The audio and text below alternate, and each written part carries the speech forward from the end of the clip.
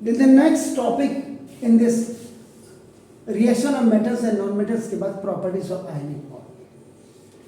आप सिंपल सा ये चीज देख लीजिए, आप बना दे।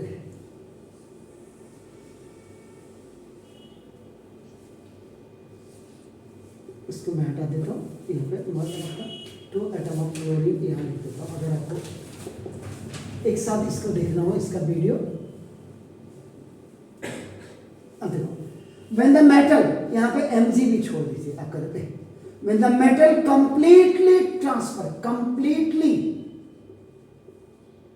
transfer the electrons to non-metals, then it makes आपका electrovalent bond या और आपका ionic bond या और आपका नाम देखो, this is the what polar bond। इसके बिहाफ में अब आप सीधा वहां आ जाइए। आपका नाम सबसे पहले the first thing is आपका physical nature।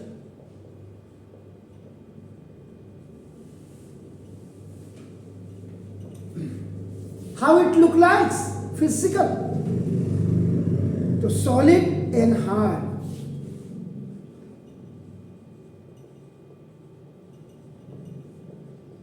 मेटल्स आपके हमेशा सॉलिड होते हैं, हार्ड होते हैं ड्यू टू,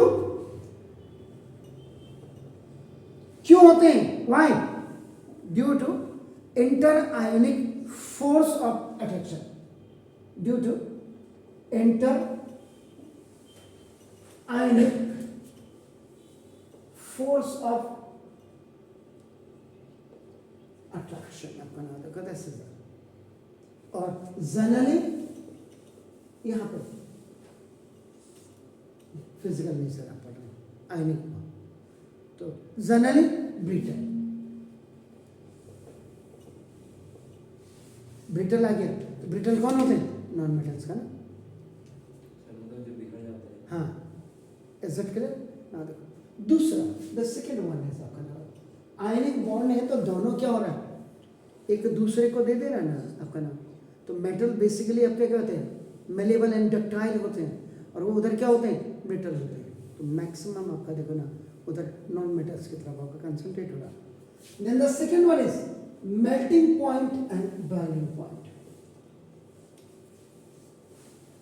ये देखिए आपका, तो इसका क्या होता है, हाई आयनिक कंपाउंड्स का high melting point and high boiling point होते हैं आपका नाम देखो, दोनों पॉइंट्स आपको देखो। सिंस अ कंसिडरेबल एनर्जी, इनकी जो energy considerable is required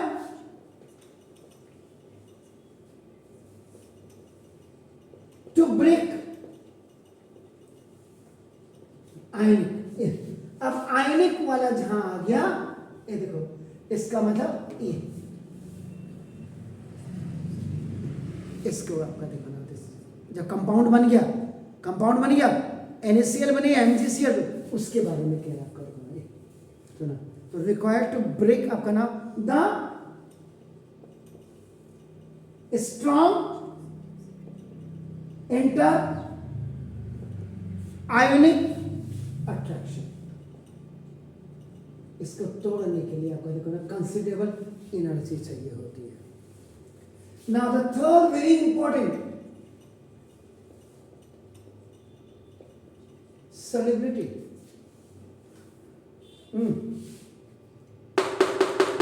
This is the ionic bond। तो ना तो जनरली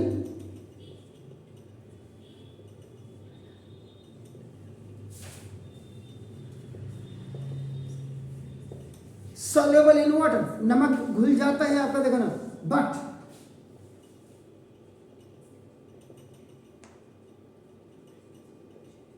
इनसॉल्युबल किसमें होता है, इन सॉल्वेंट्स। कई चीज जो पानी में नहीं घुलती हैं वो सॉल्वेंट्स में घुल जाती हैं, और कई पानी में घुलती हैं सॉल्वेंट्स में नहीं घुलती। तो सॉल्वेंट में जैसे सच है, ये पता होना चाहिए आपको, क्या, kerosene oil, you know kerosene what,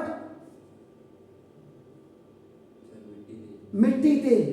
मिट्टी को तेल में मिला दे तो मिट्टी तेल बन जाएगा, पेट्रोल, ये आपका सॉल्वेंट से आपका ETC. Then the fourth important point is, sorry, solubility के बाद conduction of electricity.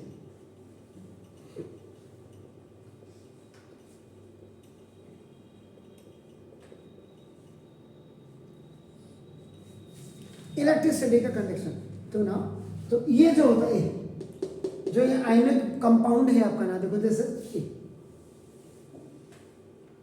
Conduct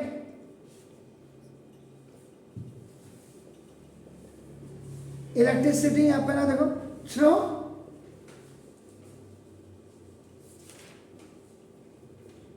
solution, जो इसका सॉल्यूशन बनेगा जब आप पानी में घोलेंगे, जो एक्वस सॉल्यूशन बनता है आपका, देखो due to the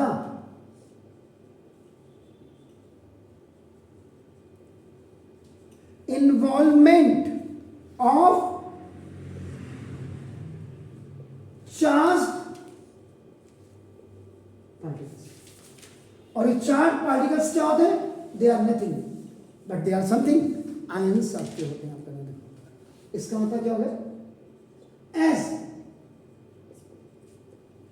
movements of ions is not possible. ये पॉसिबल होता नहीं आपका. देखो दिस किसमें? इन सॉलिड्स में. सॉलिड्स जैसे आपका क्या मेटल्स हैं आपका, देखो ना, सॉलिड्स में आपका देखो ना, दिस क्यों? Why? Due to rigid structure होता है इनका, देखो आपका सॉलिड्स का. ये देखो, अब अगर ये MgCl2 भी आपका सॉलिड हो गया तो आपका क्या हो गया? रिजिड स्ट्रक्चर हो गया ना इसका. आपका आप देखो ना, दिस तो solid state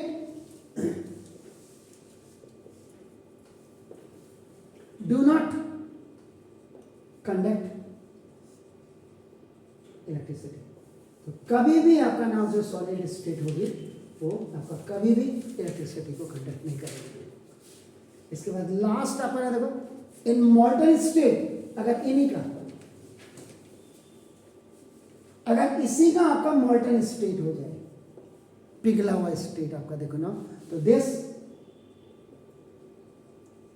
movement is overcome. Overcome का मतलब आपका जानते हैं what is the meaning of overcome? Break करना आपका देखो ना, ड्यू टू हीट के कारण ये ओवरकम हो जाएगा. एंड उसके बाद आपका नाम 10 कंडक्ट इलेक्ट्रिसिटी. तो these 4 very important points of the property of the ionic compounds. The first is physical nature, the second is melting point and the boiling point, and the third one is what? That is the solubility, and the fourth one is conduct electricity. So now please do it.